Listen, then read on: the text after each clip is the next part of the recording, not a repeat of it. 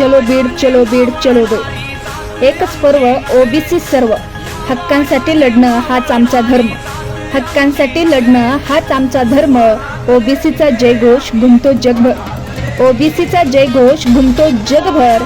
संघर्षातून घडला आमचा प्रत्येक स्वर, संघर्षातून घडला आमचा प्रत्येक स्वर। एकच पर्व ओबीसी सर्व, ओबीसी सर्व।